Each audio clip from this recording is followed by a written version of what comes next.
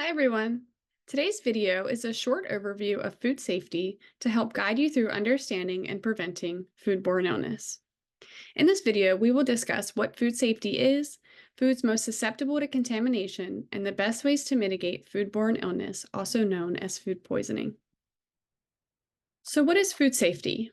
Food safety is a way of handling, preparing, and storing foods properly to best reduce the risk of contamination. Before we jump in, I wanted to share the staggering prevalence of foodborne illness in the United States. Currently, the CDC estimates that foodborne illness impacts 1 out of 6 Americans each year, which is equivalent to 48 million people. For these reasons, food safety is the most critical part of food preparation when cooking for yourself or for others.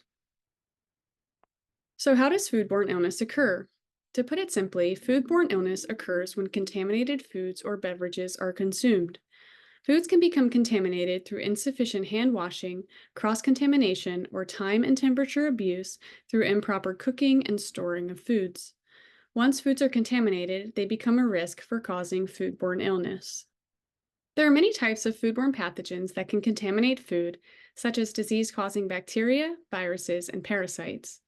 But the most common foods that can become contaminated are time temperature control for safety foods, also known as TCS foods. There are 4 categories of TCS foods, which include foods of animal origin that are raw, cooked, or partially cooked, such as eggs, milk, meat, poultry, fish, and shellfish.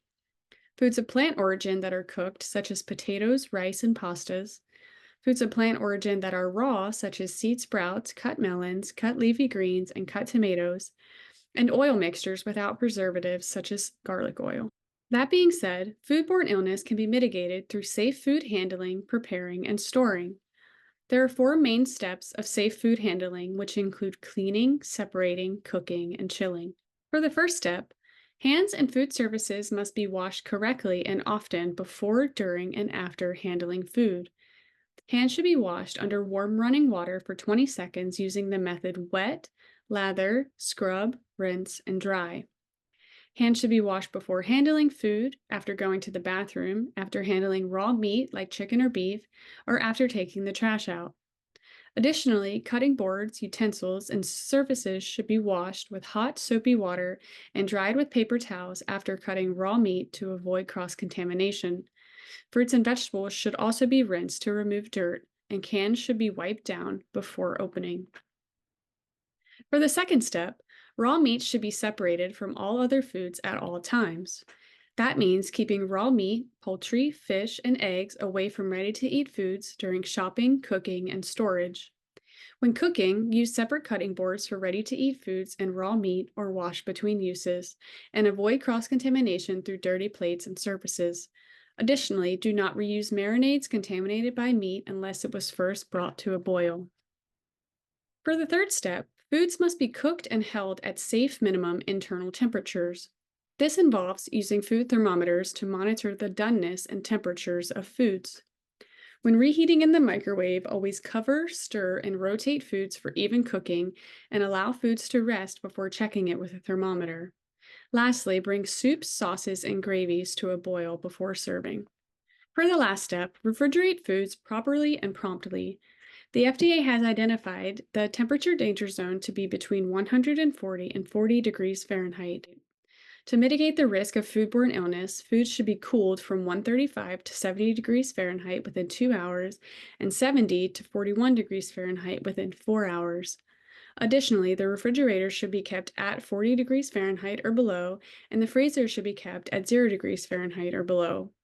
Also, never thaw foods at room temperature, always marinate meat in the refrigerator, and always divide leftovers into shallow containers for rapid cooling.